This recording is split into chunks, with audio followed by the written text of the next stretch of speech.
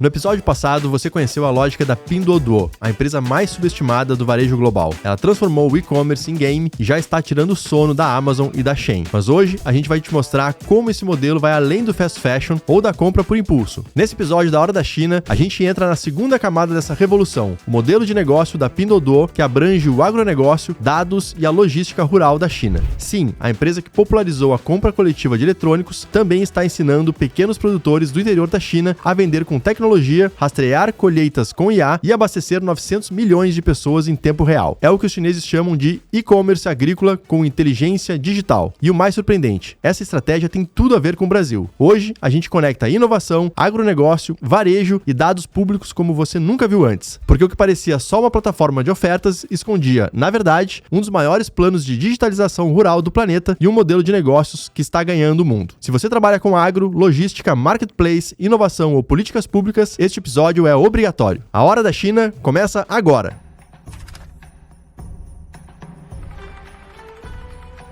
Olá, seja muito bem-vindo, muito bem-vinda a mais um episódio da Hora da China. Eu sou o Felipe Leal, sócio da Startse e um dos co-hosts aqui desse podcast. E sempre lembrando, né, a Hora da China existe para trazer tudo o que acontece de mais relevante em termos de inovação, tecnologia, modelos de negócios, empreendedorismo a partir da China e como que isso pode impactar a nossa realidade e vem impactando a nossa realidade, o nosso cotidiano aqui no mundo ocidental e em especial, óbvio, aqui no Brasil. No episódio de hoje, esse episódio vai ser uma continuação, na parte 2, de um episódio que você pode conferir aqui em algum lugar, a gente vai deixar o link do episódio anterior, onde a gente aprofundou ou começou a aprofundar sobre uma das principais empresas que vem se destacando na China, não só internamente dentro da China, mas que tem ganhado o mundo sob outra marca, que é a Pinduoduo. E como que essa marca tem ido para fora da China através da Temu. E a gente vai continuar contando essa história para vocês. No episódio anterior, a gente explorou muito as origens da empresa, o que levou a empresa a estruturar o seu modelo de negócio, a sua atuação, para ganhar mercado de forma muito rápida. E hoje a gente vai aprofundar de fato o modelo de negócio principal, mas também as suas adjacências. E para fazer isso junto comigo aqui, eu quero mais uma vez convidar diretamente da China, Camila Gattaz. Então, Camila, bem-vinda e vamos dar sequência aí no nosso papo sobre Pinduoduo, C2M e tudo mais. Bora lá, Leal, bora lá. Bem-vindos a todos que estão ouvindo ou assistindo o nosso episódio mais uma vez. A Hora da China tem essa proposta de trazer detalhes e profundidade sobre o mercado chinês. E o mercado chinês e como ele está impactando também o mercado brasileiro. E aí, Leal, uma coisa importante da gente dizer é que a gente parou no episódio passado falando sobre essa criação da Pinduoduo, né, na sequência do Pinhaohuo. E só para vocês entenderem o que aconteceu com a Pinhaohuo é que, de fato, ela foi descontinuada. Então, 17 meses depois da criação do Pinhaohuo e 12 meses depois da criação da Pinduoduo, elas estavam operando como empresas separadas e, por estratégia de mercado, elas decidiram se unificar dentro de uma plataforma. A vantagem principal era que existia um crossover de usuários, né, pessoas que usavam uma plataforma e a outra, né, ao mesmo tempo, mas existiam usuários que estavam ou em uma ou em outra. Quando eles unificam isso dentro de uma plataforma, em 2016, Pinduoduo tem apenas 70 milhões de usuários naquele momento. Só isso? Que Só pouquinho. isso, Léo, só 70 milhões, exatamente. Para números, China não é tão expressivo, como a gente sabe bem, a China é um país, né, continental com uma população de 1,4 bi. E Léo, só para a gente retratar um pouquinho essa questão da unificação, é importante destacar que ela não é óbvia. Existem várias empresas aqui na China que fazem spin-off ou que têm marcas ou empresas paralelas e que elas não se unificam. Por mais que elas tenham uma base de dados de usuários que seja parecida entre duas plataformas. Um exemplo de uma marca, na verdade, de duas empresas, e uma delas acabou de chegar no Brasil, então é bastante relevante, que é a Meituan, é a relação da Meituan com a Dianping. A Dianping, aqui na China, ela nasceu como uma plataforma de reviews. Então, se você está buscando algum restaurante, ou bar, ou manicure, ou massagem, ou qualquer tipo de serviço que você possa imaginar, o Dianping, ele é uma plataforma que tem todos esses serviços, com reviews, o ranking de cada um dos estabelecimentos, você pode ter cupons de descontos e assim por diante. É uma plataforma com diversas funcionalidades, mas tem esse objetivo de ajudar os chineses a navegarem dentro dos serviços possíveis na China, em termos de proximidade, e ele está conectado com a Meituan. A Meituan é um super aplicativo, com um foco inicial em delivery, mas que hoje você pode fazer absolutamente tudo no Meituan. Tem o Meituan Pay, você pode chamar um carro, você pode também fazer agendamento de serviços, e por estratégia eles decidiram não fundir e não unificar ambas marcas. Ou seja, o que eu quero dizer com isso é que não é óbvia essa unificação. Ela podia continuar com duas marcas e operações totalmente distintas, com objetivos totalmente distintos também, e com dados e estratégias de mercados diferentes. Mas não, eles decidiram unificar. E aí, uma das coisas interessantes a gente entender é que quando se unifica esse modelo da Pinduoduo, ela se unifica voltada em quatro grandes verticais, que era o desconto em compra, a compra em grupo, que nasce lá com Pinhaohuo também, a gamificação, que se aperfeiçoa em Pinduoduo. Pinhaohuo não tinha tanta capacidade de gamificação como foi a proposta de Pinduoduo, e o foco em dispositivo móvel. E aí, lembrando daquilo que a gente traz no episódio anterior, falando que o dispositivo móvel, a estratégia aqui na China foi a comoditização do dispositivo móvel. Importa muito menos o preço do dispositivo móvel do que a possibilidade do que a economia pode fazer dentro do dispositivo móvel. Ou seja, importa mais o acesso e o software do que o hardware em si. E isso é fundamental, porque é uma estratégia importantíssima das estratégias multi-tiers aqui da China, tá? Então, você tá em níveis e tiers diferentes aqui dentro da China. Legal. Deixa eu só fazer um complemento que você falou. Você falou que a Meituan entrou no Brasil, né? Para você que está assistindo e que está no Brasil, você não vai ver a marca Meituan aqui no Brasil. Mas você vai ver a marca Keeta. Keeta. Essa é a marca com a qual a Meituan está entrando no Brasil, né, nos próximos semanas / meses, e de fato interagindo com os consumidores, e que vai travar uma briga bem interessante de acompanhar com o iFood, com o Rappi, com essas plataformas de delivery que a gente já está acostumado a usar por aqui. Então, só para... a gente vai ouvir muito a marca Keeta, mas saibam que Keeta é Meituan. Então, só para fazer esse parênteses aqui.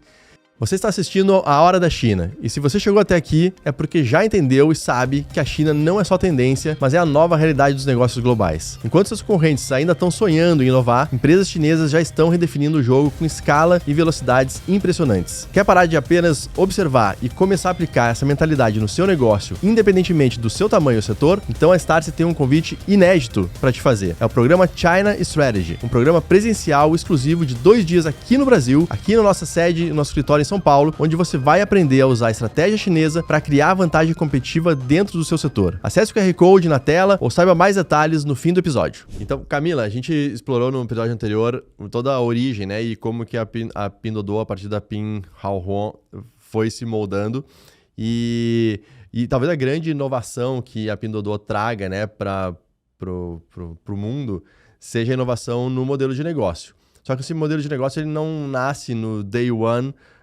como a gente veio a conhecer posteriormente.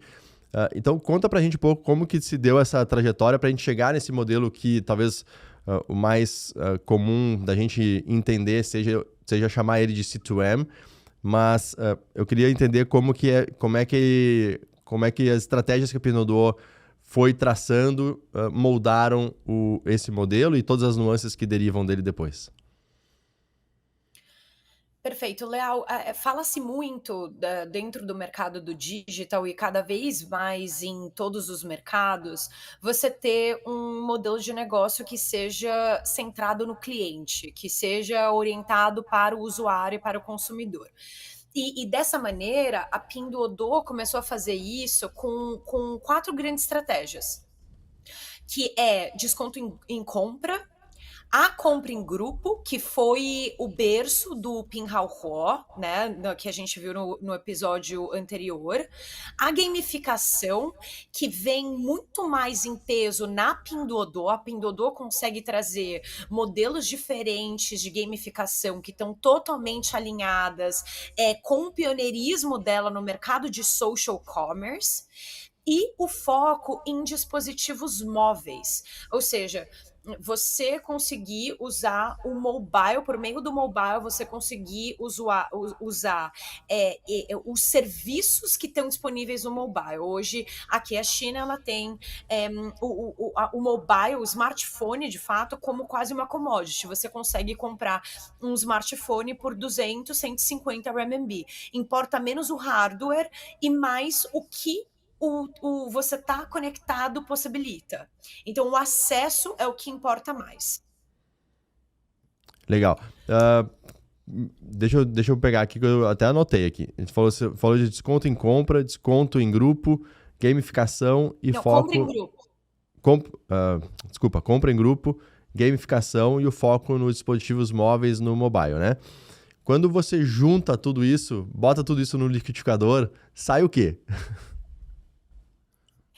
Quando você bota tudo isso dentro de um liquidificador, Léo, a gente tem que entender que cada uma dessas estratégias, ela tem um outcome que importa muito para o que se torna o modelo conhecido como C2M, que é Customer to Manufacturer. Então, pensando nessas 4 estratégias, o desconto em compra, ele nasce dentro do ideia de experimentação. Então você tem que fazer a pessoa não só usar ou acessar o seu aplicativo, como também fazer com que ela faça a primeira compra. Dentro desse modelo, ele tinha quase como uma ideia de cascata, ou seja, os descontos em cascatas. A sua primeira compra às vezes era gratuita, a segunda compra tinha 90% de desconto e assim vai. Né? Então, esses descontos constantes faziam com que o usuário ele retornasse para a plataforma entender qual que era o desconto dele naquele momento. E aí, Léo, de compra em grupo, você tinha aquele core, né? Que a principal experiência que a Pinduoduo oferecia, que a Pinhaohuo também oferecia. E o que fica aí, Léo? Quer dizer que se você entrar na Pinduoduo, você não pode fazer uma compra individual? Não, você pode fazer uma compra individual. Mas se você fizer uma compra em grupo, você vai ter 25, 30, 40, 50% do que se você fizer uma compra individual. E claro que isso importa, porque a partir desse momento você pode entrar num grupo, ou seja, você identifica qual produto que você pode num grupo existente. Ou você pode também começar um grupo e esperar que outras pessoas se juntem dentro desse grupo. O que leva, Leal, para a terceira grande estratégia, que é essa gamificação. E dentro dessa gamificação, você tinha recompensas se você entrasse diariamente, então o login diário, que é uma das grandes estratégias do digital e de games de uma maneira geral. Você tem a questão do que ficou conhecido como Price Chop, que também chegou no Brasil, né? Essas estratégias elas chegaram no Brasil dentro das marcas de cross-border. O AliExpress fez muito isso. Então a gente tem esse modelo consolidado. E uma das principais vantagens disso, Leal, quando você tem um price drop, ou seja, a partir do momento que você compartilha isso com o usuário, outro usuário, ele baixa o seu aplicativo, usa, faz a primeira compra, a personalização dos links que são enviados para outros amigos e assim por diante. Um dos principais outcomes disso é a redução do CAC, né, que é conhecido como custo de aquisição de usuário, né, que é o Customer Acquisition Cost. E quando você tem isso, você consegue, a Pinduoduo nesse momento, ela consegue ter um custo de aquisição de usuário quase 5 vezes menor do que o Alibaba, por ter uma estratégia de gamificação que fizesse muito sentido, que fazia muito sentido dentro daquele momento.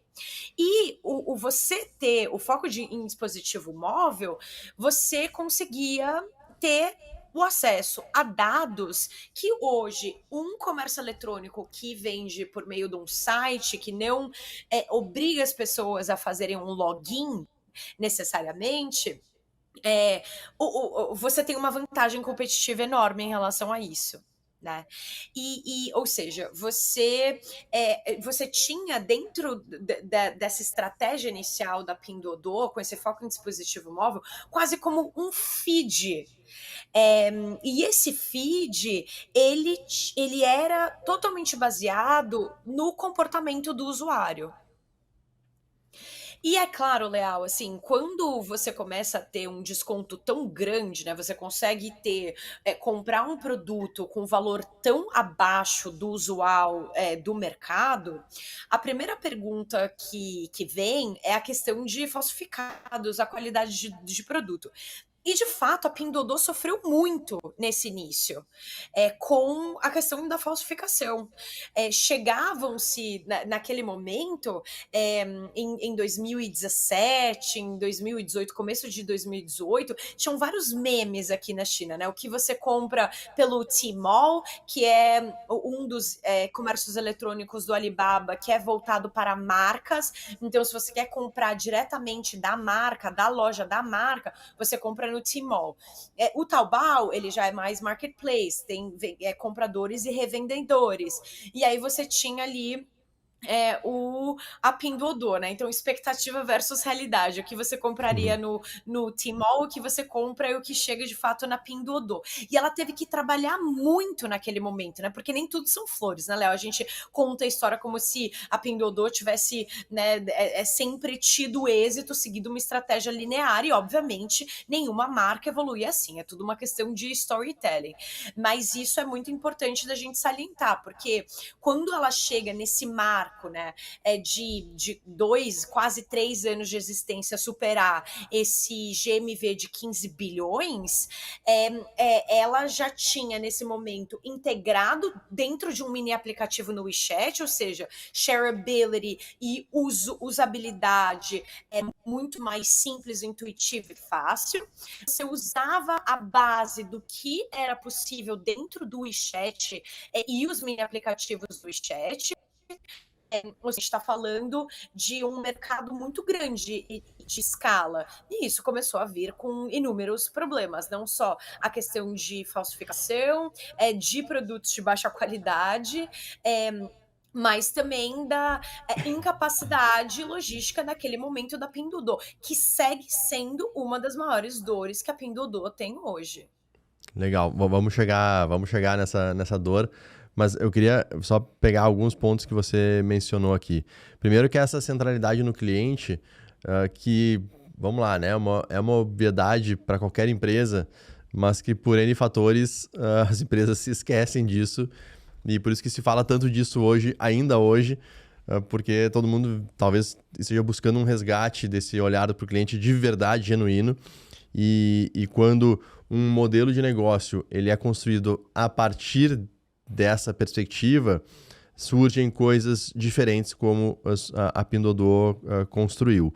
Então, seja do ponto de vista da centralidade do cliente, de que, tá bom, se os objetivos ali que a gente falou no episódio anterior também são economia e diversão através, né, da plataforma, do ponto de vista do cliente, pô, se eu consigo comprar de fato produtos mais baratos e que vamos imaginar que esses produtos com a sua evolução sejam produtos confiáveis, tenham uma qualidade né, de acordo com aquela expectativa que eu tenho enquanto cliente, check. Eu estou satisfeito enquanto cliente porque eu, de fato, estou conseguindo comprar produtos mais baratos.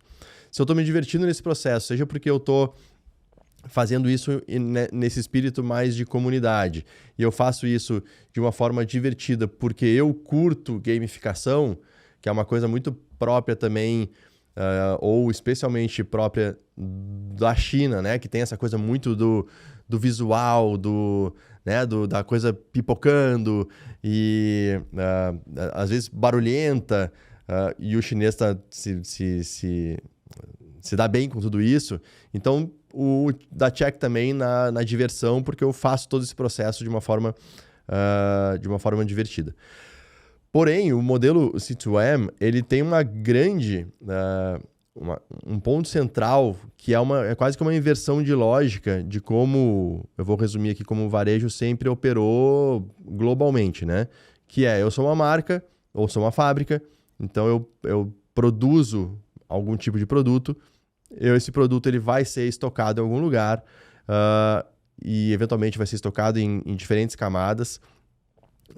Eu vou, claro que tentar marketear esse produto, né? Fazer a publicidade desse produto para que clientes se interessem por ele, e ao se interessarem por ele, vão gerar demanda, e essa demanda ela já está produzida para ser entregue para esse cliente. No mundo perfeito, utópico, que não existe, tudo que foi produzido vai ser consumido pelos clientes. Mas na vida real não é o que acontece.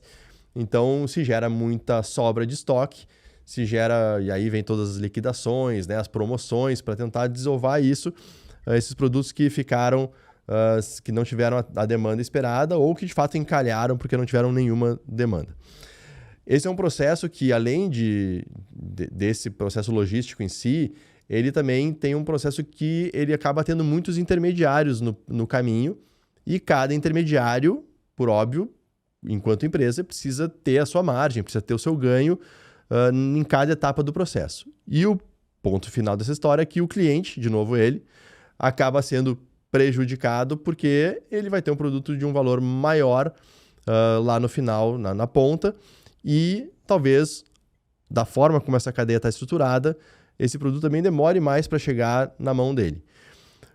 O que na tua visão foi essa virada, também do ponto de vista de perspectiva do cliente, que o modelo C2M traz e que gera esse benefício para o usuário, mas e que acabou causando uma grande inovação em termos de modelo de negócio ao ir eliminando uma série desses intermediários. Mas conta um pouco dessa história de como que esse modelo, no que ele se ancora para que isso aconteça.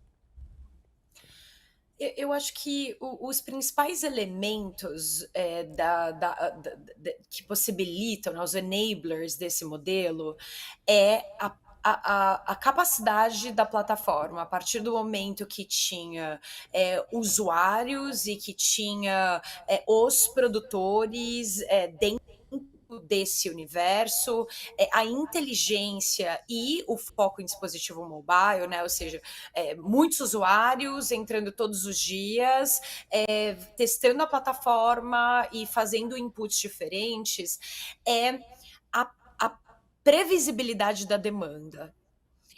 Ou seja, você consegue, por meio da inteligência desses dados, por meio, da análise da qualidade dos usuários, a compreensão do que eles pedem, os tipos de reviews que são feitos, os dados e os metadados que são gerados a partir das ferramentas de busca, dos carrinhos e de outras, estratégias, do e-commerce com foco em dispositivo mobile, você consegue mudar a lógica de quanto podemos produzir para quanto devemos produzir.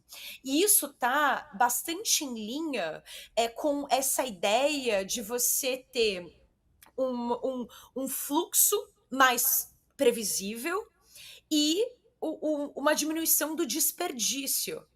E esse desperdício, ele é enorme, porque ele não é só desperdício de produtos, ele significa o aumento de necessidade de armazém e de estoque, né, e essa desova, né, essas estratégias de desova de produto por preços, né, inferiores, e também significa, de maneira geral, um produto de maior qualidade para o consumidor.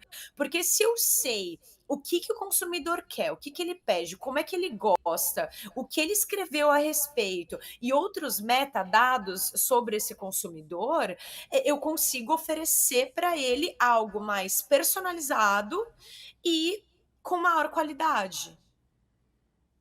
Perfeito. Então, basicamente, você está dizendo que ao invés de eu produzir algo e tentar gerar uma demanda em cima disso, ou produzir algo em cima de uma expectativa de demanda, eu, de fato, só vou produzir, eu, enquanto fabricante, eu só vou produzir a partir de uma demanda dada, né? Então, eu sei que existe essa demanda e a partir disso, então, eu produzo, né? É uma inversão de lógica fundamental nesse processo, correto? Correto, Leal, correto. E não só o quanto, né, que eu devo produzir, mas também o que eu devo produzir. E aí, um pouquinho mais para frente, esse modelo, ele inclusive, ele tem um aprimoramento. Porque um exemplo, Leal, é o seguinte: a gente imagina que você quer comprar um produto e você quer comprar um copo, certo? Um copo de para você tomar café. Que é o que eu tomo. Eu tomo o copo, nesse copo aqui tinha café. Só que eu não encontro o modelo que eu quero inicialmente, porque eu procuro copo transparente com cores, né, com fruta cor. Não encontro um copo fruta cor.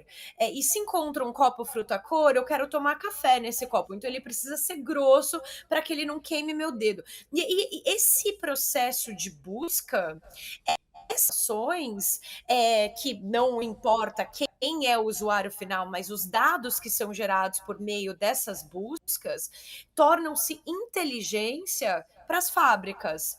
Se eu quiser um modelo, uma fruta, que seja uma maçã, que seja verde, que seja mais doce, e que seja mais brilhante e menos redonda, estou inventando, tá? Mas um exemplo. Eu tenho como passar, eu como plataforma tenho essa inteligência e esses dados, e eu tenho como passar essas informações para os produtores rurais. Ou seja, o produtor rural, ele chega com a informação de que eu tenho 100 mil pessoas que estão buscando esse tipo de produto. E a mesma coisa para as indústrias. A mesma coisa para os merchants, para os varejistas, a mesma coisa para os provedores logísticos. Então, você consegue ter mais insight, que é mais previsibilidade mesmo, sobre o que tem mais chance de vender.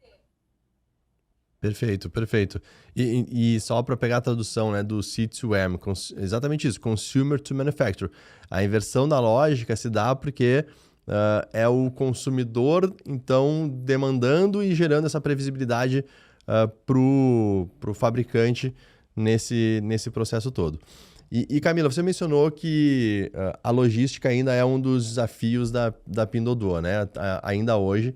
E, e também buscando mais informações sobre o modelo, ah, dá para se entender também que toda a capacidade logística e de prazos, né, com que esses produtos são entregues e toda a velocidade que a China consegue entregar na forma como ela entrega os produtos nas mais variadas plataformas, ela também se dá muito por toda a infraestrutura construída no país e a capacidade que a China, enquanto país, ela tem justamente de fazer com que essa logística seja mais acelerada. Dito isso, o que é o desafio logístico para a Pinduoduo especificamente que você comentou? O principal desafio que a Pinduoduo tinha, a partir do momento que as compras elas são feitas em grupo, elas não são distribuídas em grupo, né, Leal? Elas são distribuídas individualmente. Então, esse é um grande desafio logístico. E que é o last mile, né? Então, ou seja, a partir do momento que tudo isso sai no first mile, perfeito. Você sabe que de onde veio. Agora, para onde vai? Então, como funcionam esses centros de distribuição intermediários para que o produto chegue lá e vá para o usuário final? Então, esse é um grande desafio e continua sendo um grande desafio. E o segundo grande desafio é a distribuição de perecíveis, que entra na câmaras frias, né? Então, a capacidade de manter um produto fresco até o momento de chegar no seu destino final. Quando você está tendo com a categoria de FLV, isso torna-se ainda mais importante. Tanto é que a Pinduoduo, inclusive, criou uma patente. Ela criou um modo de logística para operar com câmeras frias que tem todas as suas especificidades tecnológicas que possibilitam com que o produto chegue fresco ainda para o usuário final. Legal. Muito interessante. Bom, Camila, a gente está conversando, né? Esse é o segundo episódio dessa trilogia, que a gente vai ter um terceiro episódio ainda para continuar detalhando aqui sobre Pinduoduo e Temu. Mas sempre que a gente vai ouvindo sobre como as coisas funcionam aí, gera aquela curiosidade, né? Tá, mas eu não tenho a Pinduoduo aqui no Brasil, né? Então eu não consigo ver no meu telefone e ter essa experiência.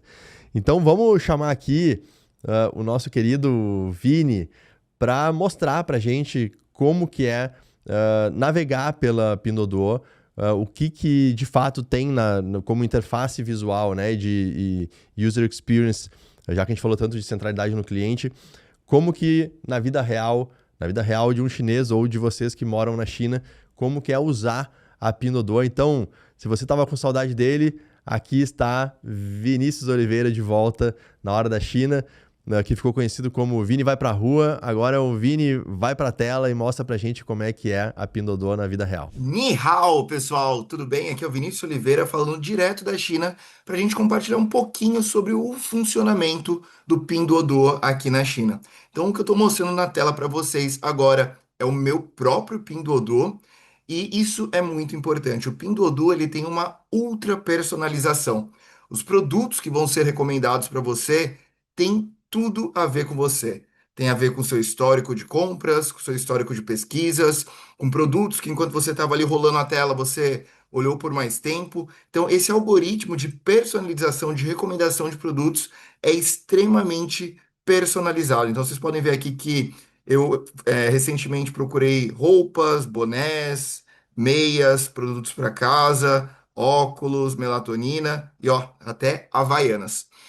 E além disso, né, o Pinduoduo aqui na China é conhecido como o Disney do e-commerce. Por que Disney do e-commerce? Porque você realmente se diverte utilizando esse aplicativo.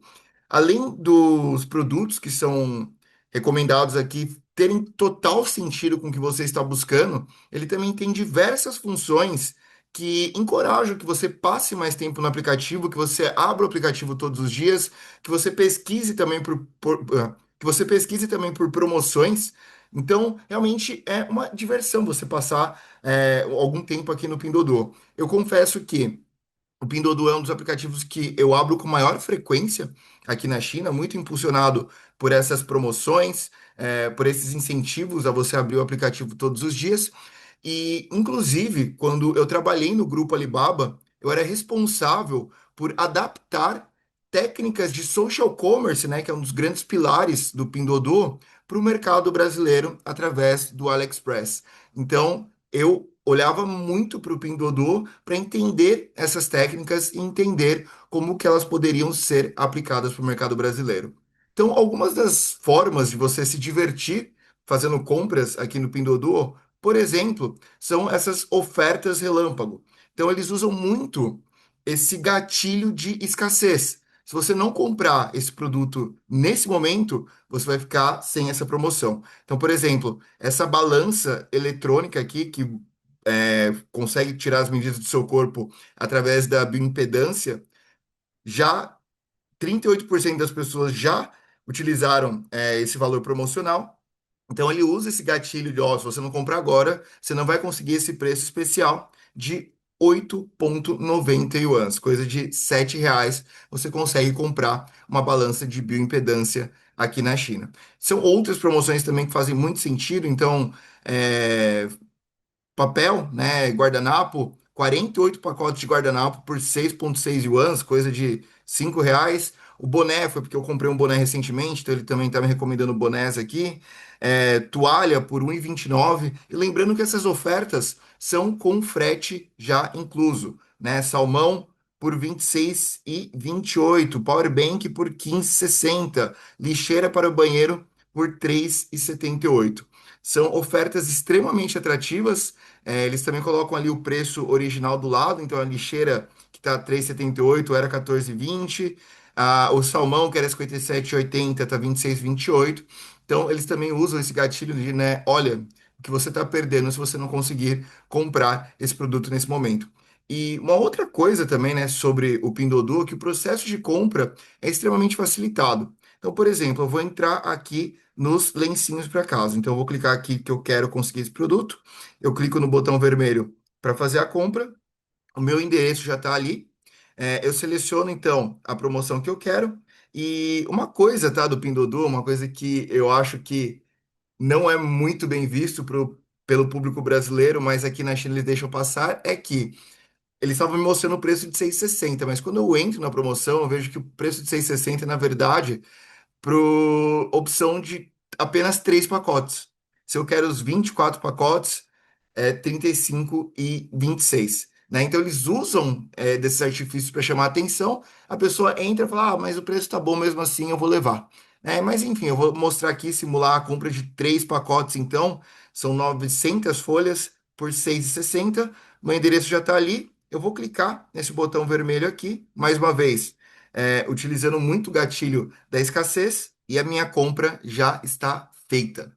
E um detalhe bem interessante é, eu não precisei pagar por esse produto ainda, porque o Pinduoduo tem o modelo de Buy Now, Pay Later. Obviamente, ele analisa, né, minhas movimentações financeiras através da integração do WeChat ou do Alipay, e ele entende que eu tenho uma nota o suficiente para fazer essa compra sem ter que fazer o pagamento nesse momento. Então, é mais uma facilidade de fazer as compras do Pinduoduo. E perceba aqui, eu apenas cliquei no botão vermelho, não tive que confirmar a informação de pagamento, não tive que confirmar informação nenhuma, extremamente fácil, e já está feita a minha compra dos lencinhos. E isso vai chegar na minha casa em 2 ou 3 dias. Então, além dessas compras, né, dessas ofertas relâmpagos, tem também outras modalidades. Aqui, por exemplo, são ofertas que quando eu chego a um certo preço, eu posso ter um desconto, então não precisa ser do mesmo produto. Então, todos os produtos que estão sendo mostrados aqui, quando eu atingir 200 yuans, eu ganho 30 de desconto. Então, isso também é um gatilho para aumentar o ticket médio das compras. Eu vou adicionando aqui no carrinho um barbeador, um prato, né? Eu seleciono aqui o tipo do prato, vou colocando aqui no carrinho, e quando eu atingir o valor de 200 yuans, né, ele já me dá esse desconto de 30 yuans automaticamente, também com a mesma facilidade de compra. Algumas ofertas selecionadas também por 9,90. Então é uma mentalidade bem similar, né, do que a gente viu ali. Ah, que mais? Pinduoduo também dá Pinduoduo também dá desconto para você fazer recarga de crédito no seu celular. Então, se você fosse fazer essa recarga pelo aplicativo da operadora, você pagaria o valor cheio. Mas pelo Pinduoduo, ele te dá um desconto. Então, quando eu coloco ali 100 yuans de crédito, na verdade eu vou pagar 96,99. Isso também é uma tática para que eu abra o aplicativo com mais frequência, né? E sempre lembre deles para fazer esse tipo de compra. Aqui também a gente tem algumas outras funções. Eu confesso que eu não utilizo, mas, né, como trabalhei no Alibaba, estudei muito a fundo esses modelos. Eu sei que o público-alvo são geralmente as pessoas de cidades menores, com um poder aquisitivo um pouco menor, e geralmente pessoas de mais idade, que têm um tempo livre mais disponível, né? Geralmente pessoas já aposentadas, e acabam entrando nesses aplicativos para conseguir o máximo de desconto possível. Então, um exemplo é eu entro aqui nessa função de conseguir um desconto. E ele começa falando que eu tenho tanto de desconto, mas eu só vou conseguir o desconto cheio quando eu tiver no valor total que é de 100 yuans. E para eu conseguir chegar nesse valor de 100 yuans, eu tenho que convidar amigos para clicarem no meu link e para eles serem direcionados para o aplicativo deles no Pinduoduo. Então é uma forma de fiction marketing que a gente chama aqui na China, que é o marketing de fissão. Eu utilizo desses recursos para que um usuário chame mais usuários para a plataforma. Diferente do Member Get Member, né? Que eu convido meu amigo, eu e meu amigo vamos ganhar um desconto. Diferente porque não é a mesma mecânica, mas sim envolve que eu chame mais amigos para a plataforma também, para que a gente possa ganhar pontos juntos e para que possam ser revertidos, né, em compras dentro da plataforma. Temos aqui também o modelo de fazer o check-in diário no aplicativo. Você pode fazer o check-in diário para ganhar um pouquinho de desconto, geralmente é coisa de centavos. Então eu vou clicar aqui em alguns, ele vai me dar um tanto de dinheiro, eu ganhei 9,62, né? E ao fazer esse check-in diário, eu vou conseguindo ganhar mais dinheiro que pode ser revertido em descontos aqui dentro da plataforma. Tá? Então, são diversas técnicas que os principais objetivos são me fazer abrir o aplicativo todos os dias, né? Porque assim eles conseguem me recomendar mais ofertas, entender mais sobre mim e também me incentivar a chamar mais amigos para a plataforma, que também vai voltar no primeiro ponto, que essas pessoas também vão passar mais tempo na plataforma. Então, o Pinduoduo é o ápice do Fiction Marketing, né? Do marketing de ficção e do social commerce, o comércio social dentro das plataformas de e-commerce. Então, aqui você se diverte, você descobre ofertas, você chama os seus amigos e você garante produtos com ótimos preços. Vocês podem ver aqui, agora eu vou mostrar aqui algo bem pessoal, mas eu uso muito o Pinduoduo para tudo, para comprar os brindes das nossas imersões na China, para comprar roupas para mim, para minha esposa, né? Então tudo aqui praticamente eu compro no Pinduoduo. Chega muito rápido. Se eu não estou satisfeito com o produto, eu coloco ele na porta da minha casa e alguém vem buscar e eu recebo 100% de reembolso. Então, o Pinduoduo, sem dúvidas alguma, é um dos motivos que me faz gostar muito da minha vida aqui na China. Se esse é leal, é com você. Então aí está Vini Oliveira, direto da China, mostrando para vocês na vida real como que é usar a Pinduoduo como um usuário chinês de quem está na China. Muito bom. Camila, para a gente encerrar então nosso último bloco aqui desse segundo episódio, especificamente sobre o modelo de negócio. Conta pra gente, a Pinduoduo, ela nasce com esse pé no agro, né? Como a gente comentou no episódio anterior. Como que ela, além de expandir para outras categorias, né? Como é hoje, como que ela conseguiu ainda se fortalecer ainda mais como uma grande plataforma agrícola, né? Ou com que tem esse foco no agronegócio aí na China? Leal, essa pergunta ela é fundamental e ela tem os primórdios naquilo que a gente estava falando lá no episódio anterior, de como nasce a Pinduoduo. que Pinhaohuo.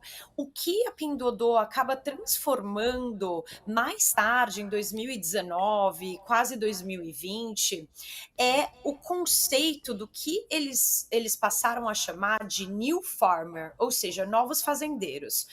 Lembra que inicialmente a gente trouxe a dor de que o produtor rural ele estava sendo isento da participação do mercado digital e do mercado online, e a partir daquele momento que a Pinduoduo, a Pinhaohuo traz ele para dentro da cena, ele começa a tomar um papel fundamental e importante para essa nova economia.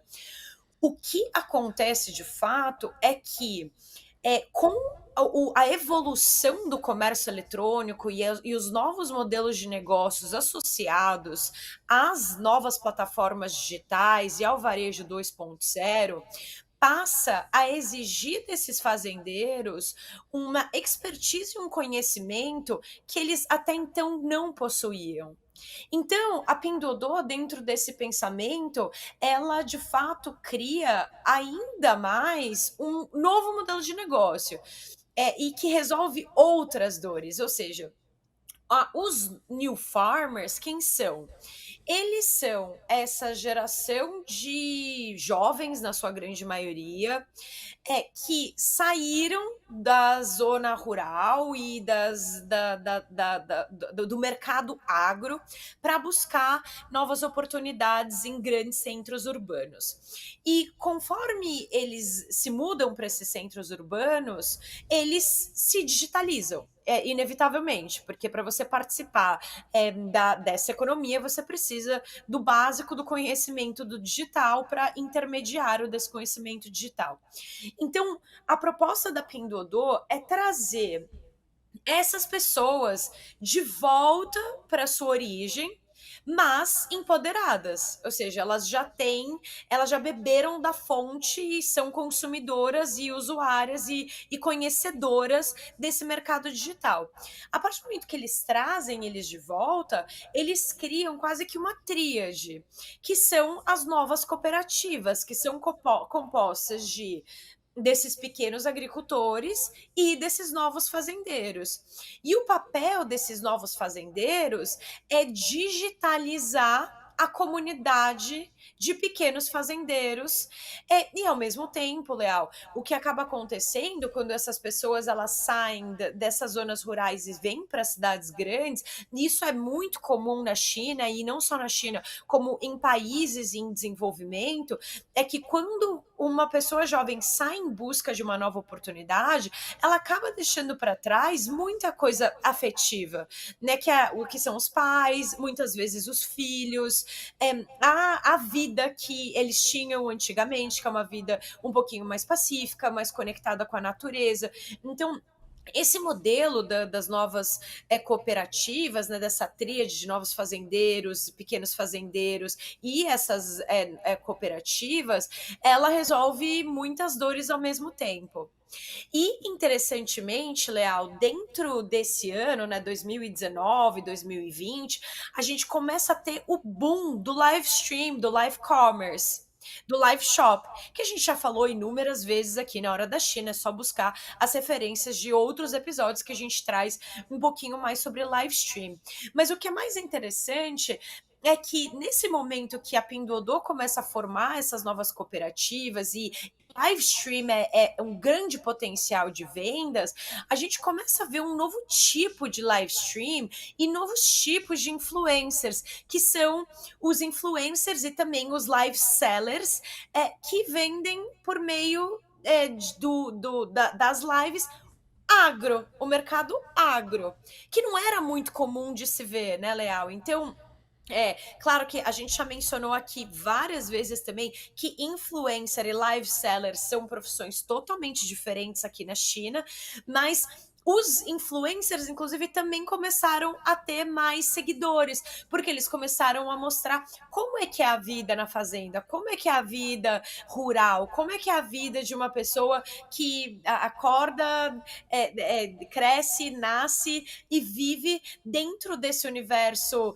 remoto, mas que hoje está conectado com o mundo por meio do mobile.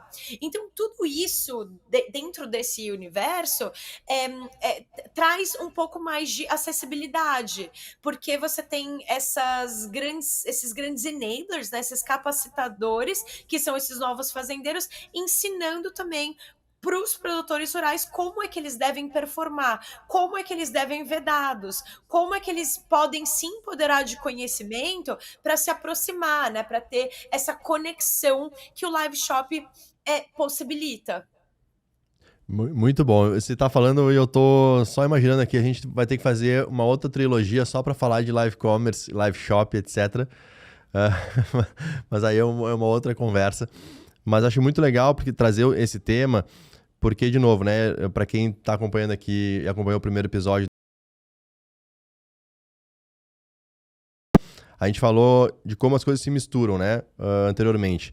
Então falou de como que a Pinduoduo também se beneficiou do próprio WeChat para criar essas comunidades, né, esses interesses e os grupos a partir disso. E agora a gente está falando de um outro modelo, de uma outra inovação chinesa que pluga com o Pinduoduo, que é justamente a capacidade desses produtores fazerem as suas lives e venderem os seus produtos através desse canal dentro da plataforma, e como que isso também eventualmente os torna ou faz com que influenciadores também tenham o tema do agro e do rural como algo a ser explorado na sua influência, e isso viabilizado através do modelo do live commerce. Então é interessante de ver como que as coisas de novo se conectam e se plugam. Camila, muito bom. Nesse segundo episódio aqui, a ideia era justamente entrar mais no C2M, né? Entrar nas nuances dele. Você mencionou muitas estratégias que acabam formando, vamos dizer assim, esse modelo de negócios. E a gente precisa agora avançar, mas vai ser no próximo episódio, em como que esse modelo e essa lógica, ela acabou indo para fora da China também. E aí a gente vai ter que abordar os porquês disso acontecer. Para quem viu o primeiro episódio também, a gente falou sobre 2018, quando a Pinduoduo, então, faz o seu IPO nos Estados Unidos. E também, naquele momento, você pode me dizer mais concretamente quantos usuários naquele momento a plataforma tinha, mas se hoje tem 900 milhões, talvez algo próximo de 700 milhões naquele momento, 600 milhões, algo por aí. Mas o ponto é, a estratégia da Pinduoduo ir para fora da China e levar esse modelo de negócios para fora da China passa por esse IPO. Por quê? Porque a partir do IPO feito, obviamente que a empresa passa a ter outras pressões, né, dos seus stakeholders para que ela continue crescendo. E no momento que dentro da China a Pinduoduo atinge um patamar muito elevado de usuários, esse patamar ele acaba ficando, né, dali para frente, tem um crescimento, mas em algum momento esse crescimento ele se torna mais cara de platô do que crescimento exponencial. E a empresa precisa continuar crescendo. Se dentro da China não dá para crescer, então ela precisa crescer fora da China.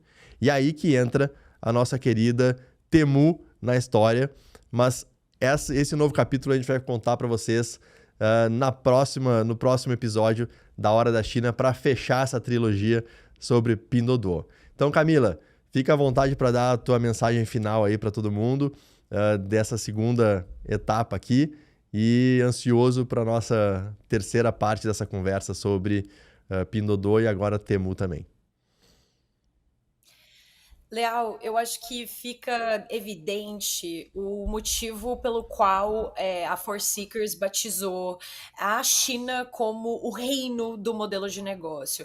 Além desses modelos de negócios que a gente conversou nesses 2 episódios, tem novos modelos de negócios que a Pinduoduo foi lançando gradualmente ao longo desses 10 anos e que não tem como cobrir todos, mas parte do nosso objetivo aqui na China é, de fato, fato, destrinchar esses modelos de negócios, levar eles para as empresas no Brasil, para que as empresas estejam, preparadas, ou dois, inspiradas sobre esses novos modelos de negócios, ou conectadas até com as partes chinesas, para que, enfim, novas parcerias sejam feitas, executadas. Isso é muito importante. E Leal, só para fechar também aquele ponto que me faz admirar tanto a Pinduoduo e tanto o Colin Huang, e de novo, a minha interpretação, que ela pode ou não ser verdadeira, em 2021, depois da Pinduoduo já ter, né, feito diversos modelos de negócios, ela fez um compromisso de investir os primeiros 10 bilhões de renminbi em lucro para o avanço da agrotech, da inclusão digital, da capacitação tecnológica, das comunidades agrícolas, e isso é muito importante e muito em linha com o que eu acredito, que é você conseguir não usar um modelo que não seja exploratório. E então esse foco e essa disseminação desse potencial e dessa capacidade do que foi criada da Pinduoduo, e em parceria, claro, com os governos, né? Então, os governos locais e o governo central, foi muito importante para que os stakeholders também não existissem, né? Porque a Pinduoduo só veio dar lucro muitos anos depois da sua criação. Então, aqui essa mensagem final que eu acho muito importante da gente colocar fora, né? Ou seja, como você ter modelos que sejam win-win e de fato win-win para todos. Eu acho a Pinduoduo um super exemplo.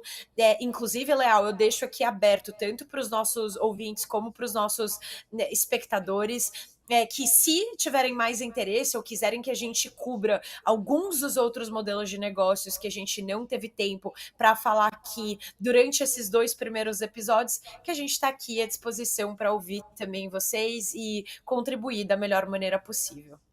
É isso aí, boa, ótimo. Então deixa o seu comentário aqui se tem algum outro modelo de negócio que você já ouviu falar da China, quer saber mais, a gente vai registrar aqui para, quem sabe no futuro, trazer e explorar, assim como fizemos aqui com Social Commerce, C2M, Pinduoduo. Estamos fazendo porque no próximo episódio dessa trilogia a gente vai abordar essa expansão internacional da Pinduoduo sob a marca da Temu e como que ela em tão pouco tempo tem tido esse crescimento exponencial também e extremamente acelerado, assim como teve na China, está tendo mundo afora, e aqui no Brasil também não é diferente. A Temu entrou no Brasil em meados de 2024 e tem sido um sucesso e um avanço meteórico também aqui no Brasil. A gente vai explorar mais isso no próximo episódio. Certo, pessoal? Então, mais uma vez, agradeço a Camila, agradeço ao Vini aí que fez a demonstração e agradeço a cada um de vocês que nos acompanha e que sigam nos acompanhando aqui, porque tem muita coisa para a gente compartilhar sobre China com vocês, tá bom? Grande abraço e até o próximo. Valeu! Mais uma hora da China chega ao fim. E a pergunta crucial é, você vai continuar apenas observando o futuro ou vai dominá-lo? A presença da China não é uma manchete distante. É uma nova realidade que está redefinindo o seu negócio agora aqui no Brasil. Enquanto a maioria ainda debate, os gigantes chineses escalam em meses o que levamos anos para alcançar. Eles não só lançam super apps, reinventam social commerce, como também estão capturando a atenção e o dinheiro do seu cliente. Pense na Temu. Ela não só ultrapassou todos os concorrentes em visitas mensais na internet em maio de 2025, mas ela também ostenta a menor taxa de rejeição do mercado. E isso não é mágica, é um modelo de negócio, uma estratégia, uma mentalidade por trás dessas empresas mais ousadas do mundo. Mais de 70% do tráfego no e-commerce brasileiro já vem de smartphones. E a Temu chega a impressionantes 97% de acessos via celular. As plataformas asiáticas, como a Shopee e Shein, já estão instaladas em mais de metade dos Androids brasileiros, provando que a batalha é pela presença constante no bolso do consumidor. É hora da gente parar de ser espectador e trazer essa mentalidade de inovação, escala e estratégia diretamente para o seu negócio. independente do tamanho da sua empresa e do seu setor. É por isso que a Startse criou o China Strategy, um programa presencial exclusivo de 2 dias aqui no nosso escritório na Berrini, em São Paulo. Você vai entender tudo sobre estratégias chinesas, os modelos de negócios e essa mentalidade que está por trás do avanço das empresas asiáticas. Tudo com estudos de casos reais e aplicáveis para o seu negócio. Você estará lado a lado com o time da Startse e executivos de empresas chinesas que já operam no Brasil. Essa é uma turma fechada e, portanto, para poucos. A vantagem competitiva que você vai adquirir aqui é imensa. Você não só vai entender o futuro, mas vai estar pronto para moldá-lo e colher os frutos que seus concorrentes nem sequer enxergam. Então não perca a chance de ser um dos primeiros no Brasil a dominar a estratégia chinesa e redefinir o sucesso do seu negócio. Acesse aqui o QR Code na tela ou o link abaixo para ter mais informações e a gente se vê no programa China Strategy.